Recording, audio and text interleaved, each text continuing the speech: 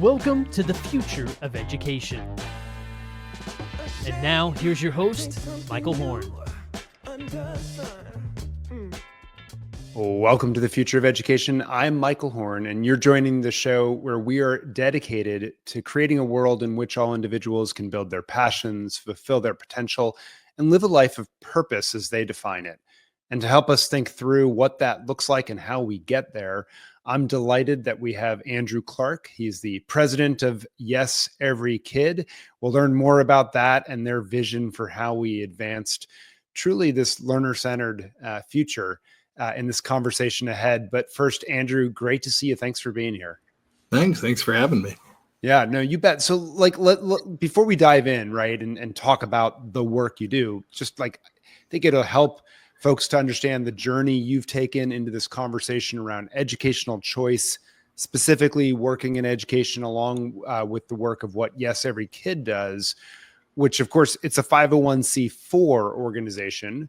You don't see those quite as often in education. We see a lot of C3s. So we'll dive into that in a moment. But your purpose really is unleashing the extraordinary potential of every kid by treating them with dignity, empowering them to make decisions for themselves, and give voice to every parent, student, and teacher who shares that goal. So love to hear your journey into that work and what that work itself looks like. Yeah, of course. So 501c4 is a lobbying organization, and I am a lobbyist by nature. I'm not an education guy at all. And I like to say education came looking for me. I didn't go looking for it. But the way that happened is I was working in Arizona, working on state budget issues. And at the time, ESAs were being hotly debated. So there was a small ESA program in the state, one of the very first that have ever passed, in fact, the first.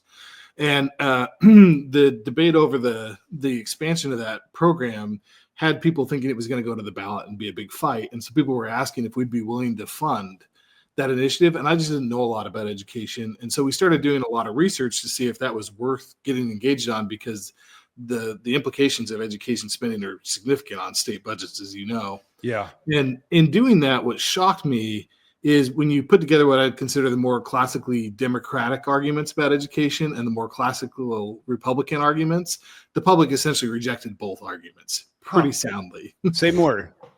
Yeah. So, the traditional argument from Democrats has essentially been public schools are a ground into the community. They just need more money, right? And if I can just have more money, they'll be fine.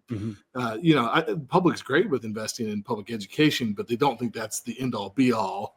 And they don't think that things can go unchanged. Mm-hmm. Whereas the Republican argument was essentially like, hey, public schools are terrible and they just need a whole lot of competition. And that competition is going to force excellence in test scores, and that's what we want. And the public is dubious on test scores, and they don't like the kind of competitive nature of it. Like none of that really resonates either. And so put those two arguments up against each other, there really wasn't any constituency being like, yes, that's what I want. Super and interesting. For me, that was eye-opening, going, how do you have a space in which the two competing ideas are both unpopular? As a lobbyist, that's a really weird phenomenon. It just made me say, hey, I think what's going on in this space actually doesn't make any sense. And there's an opening to do something much more innovative and novel that people will actually enjoy. And so that's kind of what led to ultimately starting to run some experiments on different types of policies that we could talk about. But I can give you two examples. One of the things I saw early on is if a program in education was universal versus being low income, it was way more popular with the public, like 35% more popular. And essentially no advocacy group was working on that to the degree that I would have expected. And so I was like, hey, why don't we start working on bills that are universal and just saying, if it's a low income bill, we're just going to reject it. We're just going to be opposed to it, even though we support more freedom generally. And as you can imagine, for a lot of school choice advocates, that irritated the crap out of people. But I'm like, I'm going to reject your bills. That was novel at the time. And there's a couple other policy areas like that where I just over-indexed to saying, like, why don't we just do things that people like and that make good economic sense and good educational sense? And let's just bank on the fact that if people see benefit in it, they're going to vote for it. They're going to reelect people that do that. And that's going to have a more transformational effect than advocating for something people don't want, which sounds intuitive, but it was relatively novel at the time. And that ultimately led to me working with some other people. And together we all created Yes Every Kid, And that's what we do. We just lobby for laws like that and try to get them in place. Super interesting. And you do the work beyond Arizona now. It's nationwide, right? Absolutely. Yep. We work in about 36 states right now. Yeah. And I guess the reason it's counterintuitive, as I would think about it, is a lot of folks might say, like, yeah, we agree, universal may be the goal, or yes, that's going to make it more popular, but we have a win right now. We can impact this population. Let's go for it. And do they accuse you, I guess, of being against incrementalism toward that goal or something like that? That's certainly my reputation in the space. I would argue everything we're doing is incremental. It's just a question of where you're going to draw those lines and what you're going after. And I think education is particularly influenced by this rise of Taylorism, which is this philosophical backdrop to the Industrial Revolution that basically said people don't matter, processes are what matter, and we can optimize processes. And everything just becomes a top-down exercise.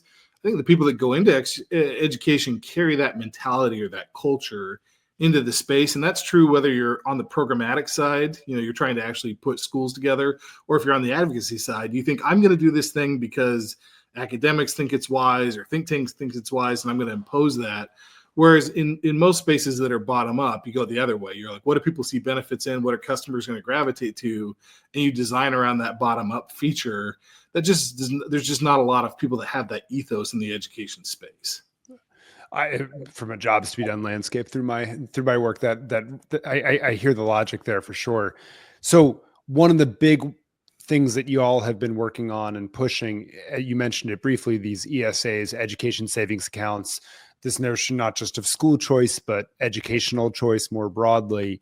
It's something that my audience is certainly familiar with. We've talked a lot about it on the show. So, but I think, 2025, we're having this interview, beginning of the year.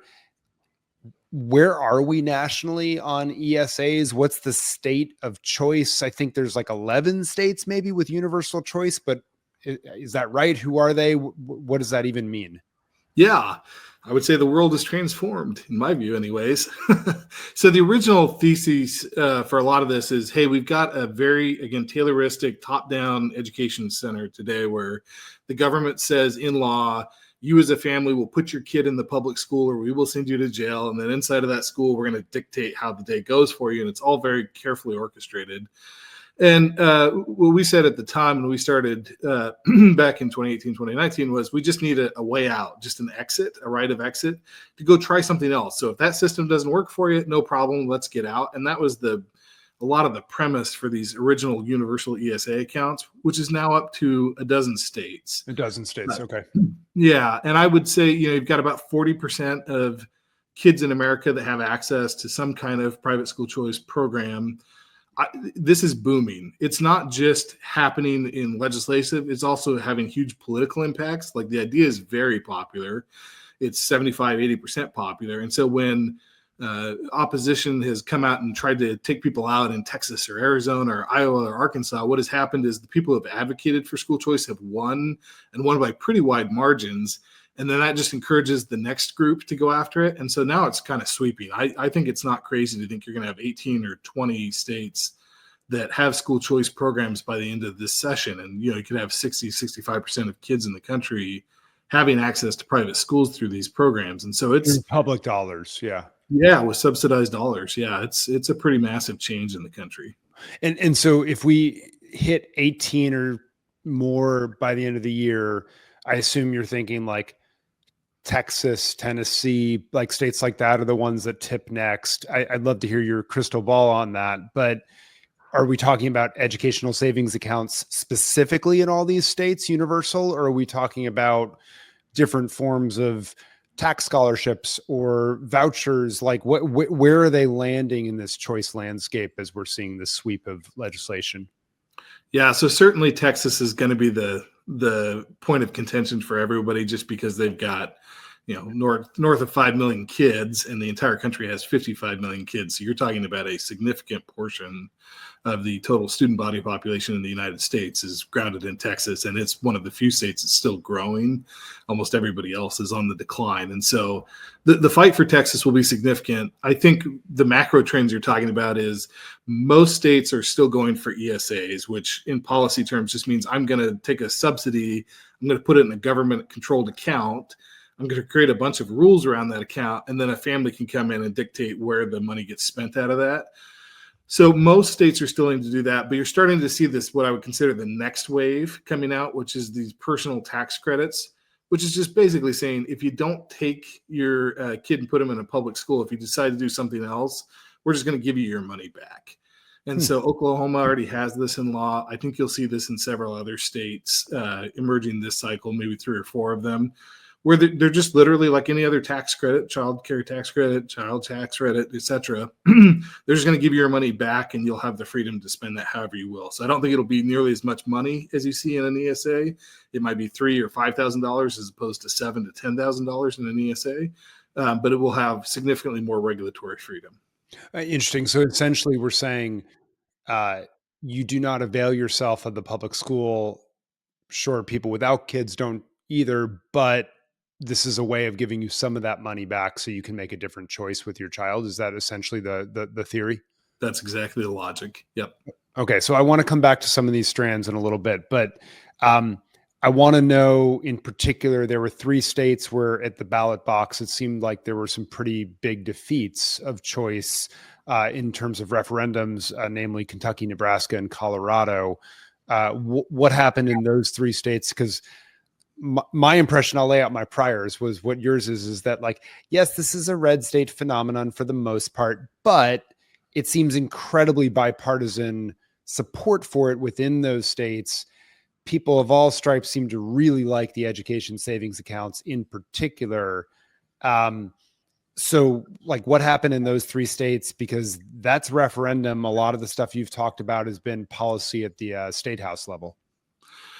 Yeah, so I'd say strategically, there's 2 big inflections in policy design choices that have huge impacts on the way that the public perceives them. So one is this question of who is eligible. Is it going to be eligible for every kid in the state, or is it just going to be eligible for some kids? Mm-hmm. If it's eligible for every kid, it is about 30 percentage points higher than if it's just some kids. And some kids could be low-income kids, special needs kids. It could just be an overall cap, whatever. But the difference in political popularity is massive on that one line alone. And the second part of it is, if it's just a private school choice option, people are way less inclined to be supportive of it, as opposed to if it is agnostic to whatever works for the kid. So an ESA is designed to say, look, if you want to put your kid in public school part-time and private school part-time and tutoring a little bit, and we don't care, you pick whatever you want. That's a very popular idea. People want all the options.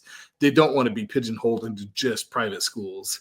That's not a very popular option. And so the mistake that I think a lot of these very well-intentioned advocates have made is they think, man, if I just go put a $10 million program on the ballot, which is the Nebraska proposal, that's going to be fine because it's not going to scare anybody. And who would oppose $10 million? It's so small.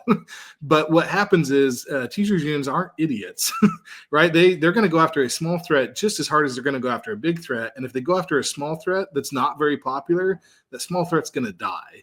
And so, you know, if we could rewind the clock, I'd love to sit down with the advocates doing that and saying, hey, folks, there's no reason to walk in with an idea that's 30% popular just because you think it's good. Talk to the customer. The customer wants everybody to be eligible. $10 million isn't going to get that job done. Go bigger, actually. Be more ambitious. And what you'll find is when the public's with you, then you'll actually win at the ballot. So I think in all 3 states, we go through it, but they all 3 made that mistake, essentially, in crafting policy that wasn't politically savvy. And so the big, just to reiterate what you just said, the big issue is universal, not for some. And 2, it sounds like a voucher that is like essentially a ticket to a private school, and that is your only choice. That is not popular either. People want a more expansive set of, I get to direct my kids' education, and including public options that, you know, ideally, and we heard this in Florida, they start innovating, right? The public options as they start to see different ways to structure education as well through these different funding mechanisms over time.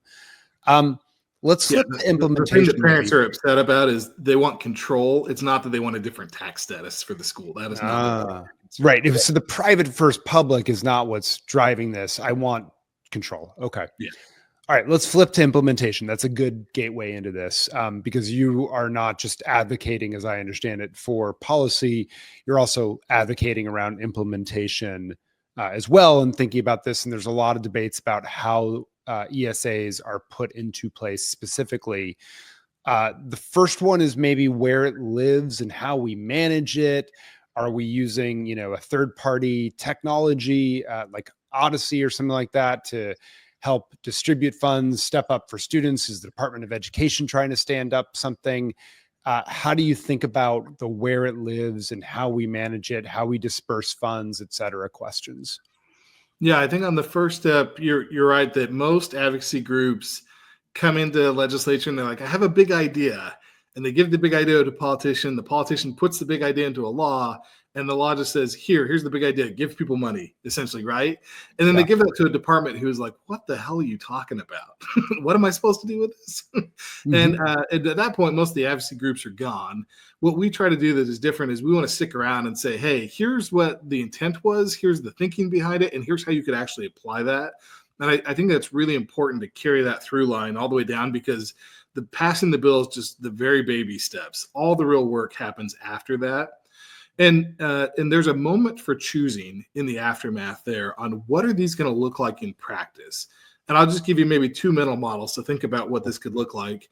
One way that this could play out is going to be like health insurance. So if you think about the way that health insurance works in healthcare, those companies, those third-party companies, are basically tasked to ration your healthcare. They're there to think through, like, what's the appropriate use of the healthcare system and how do I make it as cost efficient as I can and safe. So that's one option. I'll give you another design option, which would be like Social Security, where we're trying to eradicate senior poverty, and we just send people a check and we say, this is for you to take care of yourself. I wish you the best.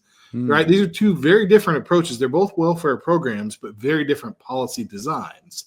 And ESAs are going to run into those kinds of choices. Are we going to make it more like a health insurance model, or are we going to make it more like Social Security? So when we say we're trying to empower parents, both could empower parents, but one model, there's going to be a decision maker that's a third party, and in the other model, the decision maker is going to be the customer, the end user. Which one are ESAs going to decide? And for us, we have a very clear point of view, which is the customer ought to make the decision. That doesn't mean there's no regulations. It's pretty reasonable that any public funds given are going to have some regulations, but there is a very binary choice between who the actual decision maker is. Is it going to be the government or a third party, or is it going to be the customer? We think it ought to be the customer. Most people in the space think it ought to be the third party. And I think that's a very bad idea. You just look at how popular health insurance companies are, right? I mean, you just watch the poor CEO got shot and half the country cheered. I think that tells you just how unpopular that idea is. But I think that is a very real possibility of where education's headed to if we don't head this off. So let's play that out on a few things. I had never thought about that mental model with ESAs, because I think of it as fundamentally a consumer-powered choice, more akin to, say, a health savings account than a health insurance plan. But it's interesting when you frame it that way. So some of the downstream decisions of that, I guess, in the health insurance model would be restrictions around what you can spend on, restrictions on pricing, perhaps, of the schools and things of that nature. Just sort of play that out. What are the implications where you see that taking hold based on what some people are advocating for, and and how you would do it instead? Yeah, I think health savings accounts are probably, like, if I give you the two extreme wings there between Social Security and health insurance, health savings accounts are probably somewhere in the middle ground, and maybe probably more tilted towards the customers. So I think they're a fine model, right? If I go see a chiropractor, I can pay with my HSA, and I don't have to get that pre-approved. I might have to submit it afterwards, and maybe the HSA company would reject it. There's some rules around it, but for the most part, I can pay for pretty wide latitude of whatever I want to.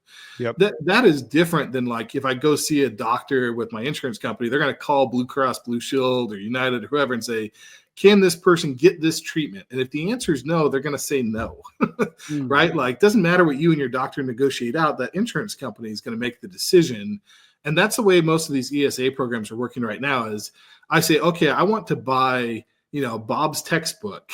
If the department hasn't pre-approved that purchase, and or Class Wallet or Step Up hasn't pre-approved that purchase, you're not going to be able to buy that book. I think that's the bad model and the one that we're running the risk of slipping into. We want to be much more in the HSA mold where it's like, hey, I can buy textbooks. That's what's approved. And then as a consumer, it doesn't really matter what textbook I buy. As long as it's a textbook, we're all okay with the fact that that's on the net. That's going to be a positive for society. So it's interesting you say that, because I've seen accreditation pop up as a requirement in some of these programs, which I have to be super honest, has like shocked me on a number of levels. And maybe that's speaking toward that is like, okay, if it's accredited, we say that's pre-approved and therefore you're good no matter what. If not accredited, we're going to have another conversation. Is that absolutely? And this is where, most people who advocate for ESAs and other kinds of freedom are really offended when they get attacked by critics who say like, oh, this is going to raise prices and send in grifters and cronyism.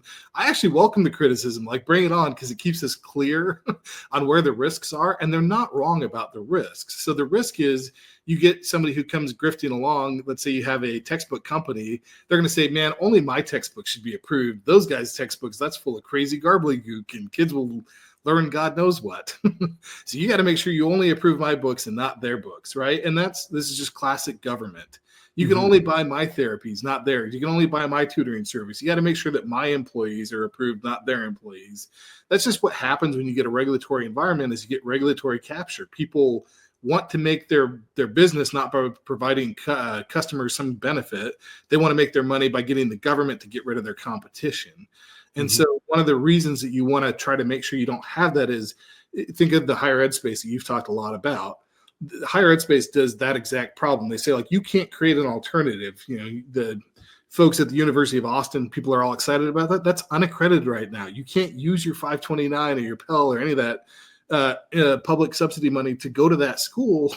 And why isn't it accredited? It's got some of the best professors in the country, maybe in the world, working there. Why isn't it? Because they've made it a 5 to 10 year process to get accredited. Well, what happens? That means no competition can come into the space. That means higher ed tuition goes sky high all the time, and it never stops. There's no incentive to bring it down. The same thing will happen in K-12 if we allow the same kind of regulatory barriers to exist. If it's hard to come in and sell a textbook, well, then the existing textbook guys are just going to jack the prices up. It's going to be really hard to get in. So this is kind of why these debates matter so much. Is if we want to get to a world that is low price, high quality, happy customers, you have to give people freedom to come in and enter the market and freedom to buy in the market really easily. And most of the advocates and lobbyists in the space, they're being paid to try to capture the market for some regulatory space. And so both politicians and just normal people have to be outspoken, loud advocates for the ideas of freedom and markets, or, education is going to stifle and do what it's always done historically in this country, which is it's going to get captured by the special interests. So just to play that out, the counter argument, I suppose, would be, well, if we don't have lists, we're going to get, hacks and frauds coming in and taking dollars. And I think I'm going to anticipate your argument back would be like, well, we have some of that anyway. And it's going to be discovered a lot faster if individuals can make these choices than we're hoping that government somehow discovers it, right? Because in some ways that's a feature, not a bug, actually, of more choice. Am I anticipating the debate correctly?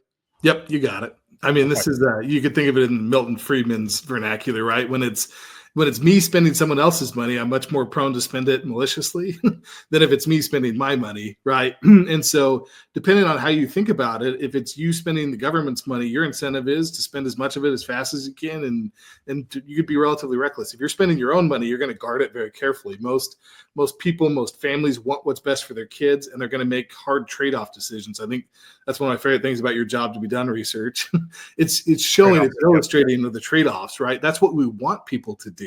Yeah. And that's, again, why you want the market dynamics to flow. So, yeah, public schools spend money on all sorts of crazy things. Margarita Rosa at Georgetown has essentially made a career out of the crazy things people have bought inside of public schools. You're not going to get rid of waste, fraud, or abuse, but you can put in reasonable mechanisms without corrupting the market. And so that's, I mean, in my mind, that's been one of the biggest arguments for ESAs is it really is putting money in a wallet that is yours.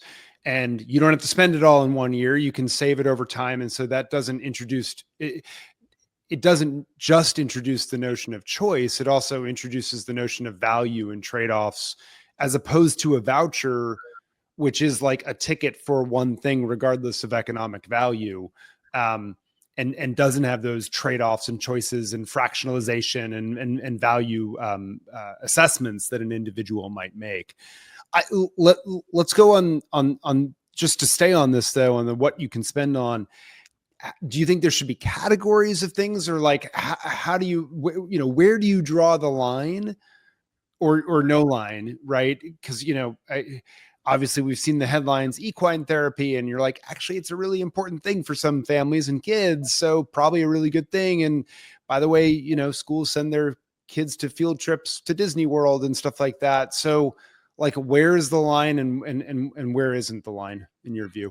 Yeah, I mean, my personal view is the best case is like the child tax credit that we saw issued during COVID. There were a list of uses for that. They were pretty broad, and the IRS reserved the right to come in and audit and make sure you spent the money on your child.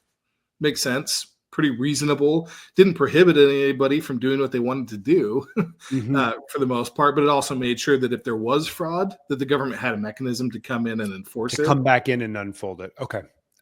That's the best case scenario. Got it. Okay.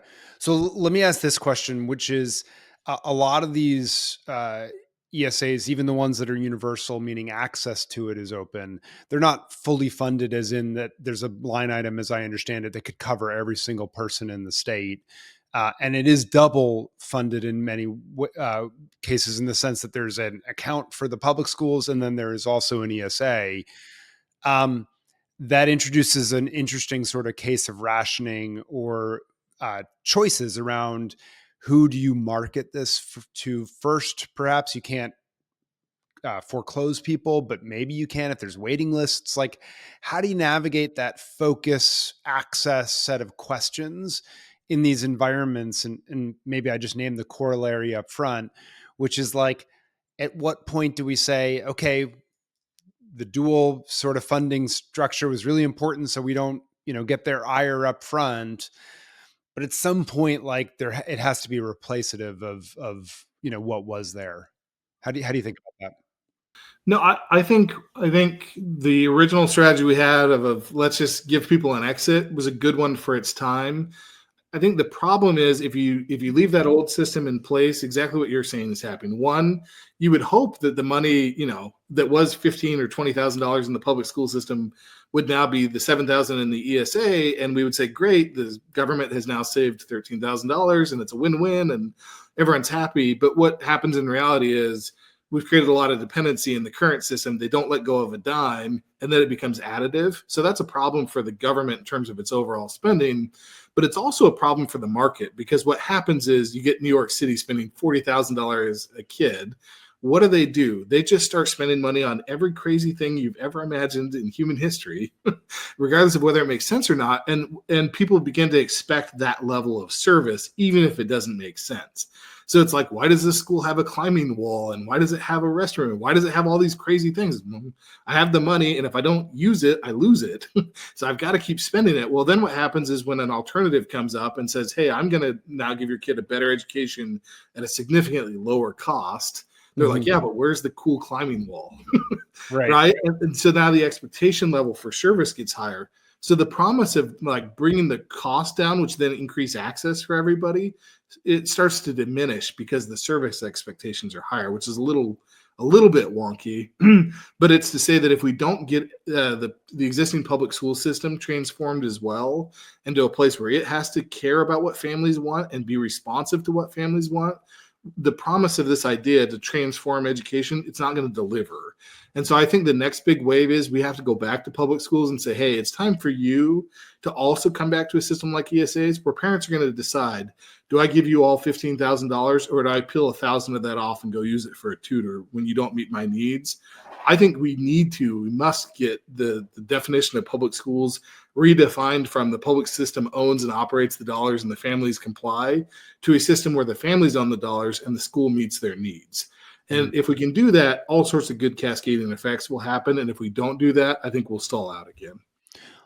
Also interesting off that, right, is this notion of overserved, and that is critical to disruptive innovation. And one of my arguments around why we can't disrupt schools at the present, traditional system in the United States is there's no non-consumption and there's very little sense of overserved. But it's my argument about why, as ESAs have emerged, I actually think some of the most well-off families that are like, I don't need the 10, English as second language instructors and the football team and the this and the that. Like, I just want this, boom. Thank you very much. I'm great. And that's sort of where the disruption will really start, I think, if we're going to really see a revolution of how education, learning, schooling occurs in this country. Yeah, and maybe if I could just double click on that, because you and I do the same research methodology, which is this jobs to be done. And we asked the people who have left the public school system, why did you leave? And almost universally what they say is, I just wanted basic life skills.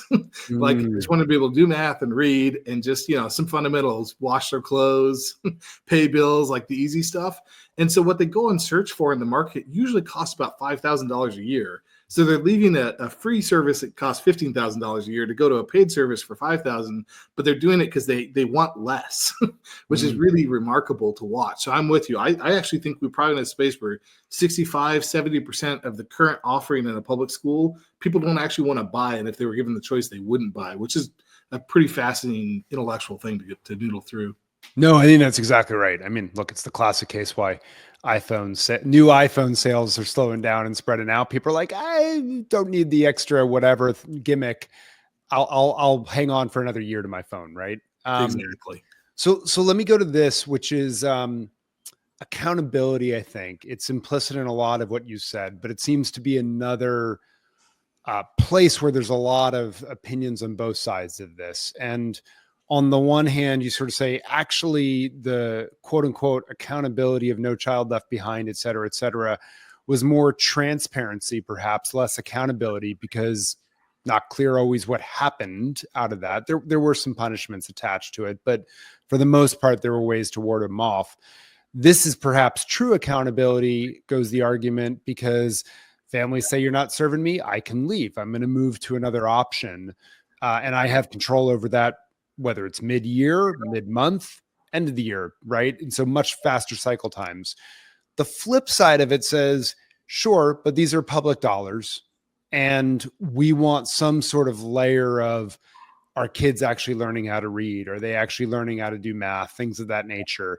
And so we want some minimum set of baseline assessments, maybe. Perhaps they could be more growth-based, but we want some sort of public mechanism still in place. How do you think about this question? What do you see happening?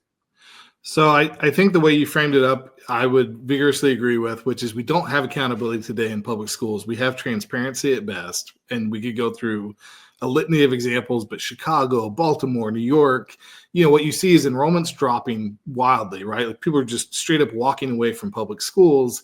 On these standardized test scores, you've got tons and tons of schools. You just Google it, Chicago proficiency rates. You'll be like, wow, there's 30 schools where not one kid is proficient in English or reading or English and math. And then you'll be like, great. So what happened, the next year? Nothing changes, right? Year after year, the behavior stays the same, but as they lose kids, their per pupil dollar amount goes up. So if anything, they're almost getting more money for not changing at all, for being resistant. That is not accountability. That is, again, at best, that's transparency, but it's not actually changing anything. So I'm with you. The idea that somebody could actually then say, like, if you're not helping me, I'm going to go somewhere where I can be helped and my money's going with me. That's actual accountability. That has teeth to it. So I think that if you value accountability, and I certainly do, that's the accountability you want. The standardized test score isn't going to get you there. Now, that said, I do think, look, reading is good. Math is good, right? And if you're investing in this as a taxpayer, you want to have visibility into it. I think when you mandate testing on every single kid, it's not useful for parents. They don't want it. They're not asking for it. They wouldn't buy it. That's not a great way to do it. I think the way that we do it with NAEP which is just this randomized group of voluntary participants, makes way more sense, because then you get visibility into what's going on without anybody being forced and without teachers trying to optimize to the test. So I think that's the kind of thing we should do. And you could do it across a broad range of things, micro schools, private schools, whatever. If it's voluntary, you can get much more transparency, much more visibility into where kids are actually learning and where they're performing without anybody being forced into anything. So if I were the state, I would invest money into a NAEP style system, if not NAEP entirely itself, to try to get that visibility without coercing people. It'd be interesting. I hadn't thought about this before, but one of the challenges, as I understand it, that NAEP faces is frankly budgetary. It's all from the federal government, but if the state were to say, hey, we're going to contribute X amount in because we want, to leverage this sampling mechanism and this well-regarded assessment that's already structured, but do it every single year, say, or maybe that's a way to get the funding up to be able to do something like that. And then I imagine, this is a question though, but I imagine your second statement would be like, and some parents probably do want assessments to know, hey, how's my kid doing against on this or that or whatever else. And so they could pay for, or they could choose schools that administer. And then I guess the question is what becomes public or not in those choices. I'm curious your take. Yeah, and as you know, the philanthropy community gets really obsessed on this idea of navigation, where we're going to tell people what they want, and we're going to tell them what good and bad is. And when you ask people, like, would you pay for any of the services that government or philanthropy are suggesting, the answer is always no. So it's like, would you pay for this testing service? The way that we do it today, the answer is almost uniformly no. So what I would do is say, hey, in your ESA or voucher, tax credit, whatever you're designing, testing is one of the things you can pay for in whatever you want. And then you as a family, you decide what's actually creating value. And that way, if it's a Google review or a Yelp review, or it's a standardized test, or it's whatever, I don't care, right? You as an entrepreneur come up with whatever feedback mechanism you think families will be like, yes, that's going to help me decide where to put my kid and why and whether they're succeeding. Great, go out and sell that. Is that worth $20? Is that worth $200? Is that worth $2,000? Right? Let's find out what the value of that is. And that way we actually start getting real products and services that families value and use, as opposed to the ones philanthropy or governments value that nobody finds value in and nobody uses. And we just hemorrhage crazy amounts of money on for no particular reason other than making people irritated, except for academics who love it. Well, it occurs to me as if certain places write in provisions and policy around navigation requiring a coach or something like that to help advise, frankly, like the AI tools that are coming out right now that are going to know your situation are going to make that so cheap and easy. And to say nothing of social trust and so forth, that if those policies are not written at an extremely sort of like outcome level as opposed to process level, they're going to be outdated within days, if not, right? Yeah, I think this is the overarching argument I'd make is Taylorism. I'll give it a lot of crap, but I actually think it was great. The Industrial Revolution was awesome. It made things super cheap, but it's made for machines, and people are not machines. And so when you're dealing with a people business, let the machines do the machine thing. But if you're trying to say, like, what's the right coach for my kid? There's no process to tell you what the right coach is. It's you sitting across the table from the coach, having a conversation saying, is this person going to love my kid? Are they going to resonate with each other? Are they going to understand each other? Is this relationship of trust?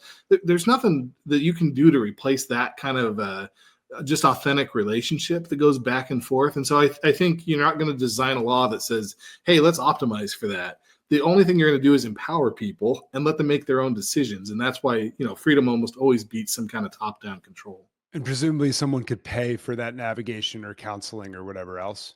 100%. Okay. Last question as we wrap up here. This has been a pretty wide-ranging question, or conversation rather, on how these things should look in practice. I'm curious, are there other implementation questions on the ground that you think are not getting enough attention or are really sort of bubbling up right now that we haven't talked about that we ought to focus on as we wrap up this conversation? Yeah, I would bucket the implementation thing kind of three waves. There's the how do you sign up for it, which sounds really stupid, but there's a million debates on like how do you sign up for these programs and kind of who gets qualified and then what's time period. We could nerd out on all of those, but this is one of the reasons why we advocate for universal not just because it's good policy and good politics, but because it's good implementation. So if it's a low income program, you have to go ask people, how much money do you make? Please submit all your forms. And then somebody has to process it. It takes forever. Whereas if it's universal, it's just, are you a person who lives in the state? Great, you're approved. Off we go. But there's a ton of fights on the how do you sign up for. So I think it should just be easy to sign up for. It should take seconds, right? Verifying you're a taxpayer should be stupid simple. The second one is easy to use, which is where I think we've spent most of our time talking here, is like, how do you use these darn things once you're approved? And then the third part that is there is, in an ideal world, people should love these programs. It's free money. Who doesn't love free money, right? Like, I think there's all sorts of good arguments against free money, but if you're going to do it, it should at least be enjoyable.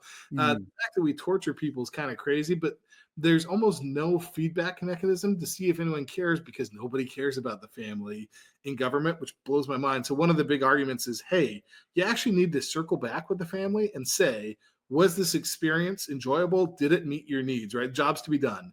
Was your job hired for? If yes, cool, we're probably doing something right. If no, where did we break it? Let's go back and fix it. And until we can get that kind of feedback loop going and get incentives aligned, it's going to be hard for these programs to work in practice. All right, I lied. I want to stay on that last one for a moment, because one of my arguments to folks like Joe Connor and other entrepreneurs in the space building systems to help with the disbursement of dollars is that as they move up market, right? Part of the feature set that they probably will have to have is some of those feedback mechanisms, as well as, frankly, navigation supports, because they'll sort of become, I hate the Yelp analogy, but I'm going to use it for a moment, like sort of the Yelp-like marketplace, if you will, for me helping to figure out or find things that I might not even know about otherwise. That's my own opinion of how they might evolve naturally. I don't think there needs to be policy to do it. I just think it's part of the feature set, but I'm curious, is that how you're thinking about this, or do you have other ideas in mind? No, I think if a marketplace is allowed to thrive and it's out, what you see in these early days, anyways, of school choice is people start by saying, like, I don't even know what my options are. I've always been told what to do. So they just default to essentially a private school or what you'd think of as a bundled solution, right? Like, it has all your products and services in one place. And then as they get more comfortable, they're like, I really want to do math over here and I'd like to do athletics over there. And they start to unbundle. They start to pull off services and go to different places and different vendors for them. And so somebody who's been in a program for 2, 3, 4 years looks very different than somebody who's there the first time. But my expectation is just like, when we transitioned from cable companies to Apple TV, it got annoying really fast. You're like, my God, I'm tired of having 32 subscriptions. And I just have one again? Yeah. So what happens is you start to rebundle. And my guess is you're going to, any good market has this process of bundling and unbundling, and that's what drives innovation at its core. But I expect you to see we've had 100 years of a tightly bundled system. Now we're just starting to have the first 2 or 3 years of unbundling. But the natural evolution of economics would tell you it's going to rebundle. So somebody's going to say, hey, you just tell me what your kid is like, and I'm going to come back to you with suggestions, and you pay me and I'll take care of transportation. I'll take care of everything.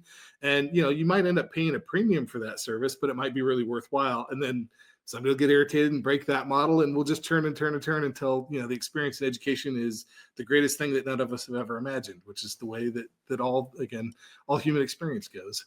We should wrap up there, but I will say, I think it's a really good point.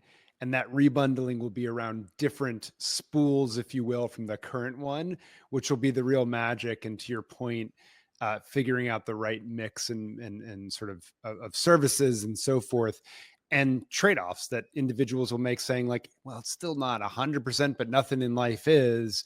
It just reduced the friction of me having to make every single choice. It's a lot of work picking all the summer camps as parents we have to do. So if there's a couple bundles from which I can choose, and the more can be customized around, this is my circumstance, this is my kid, all the better, right? Absolutely. That's what we all want. We all want an easy bake oven that is also exactly the way we want it, right? Well, with that as the final word, Andrew, thank you so much for joining us. This has been a fun conversation. I've learned a lot, and just appreciate the work you're doing. Of course. No, I appreciate the work you're doing. It's excellent. No, thank you so much. And for all you tuning in, we'll be back next time on The Future of Education.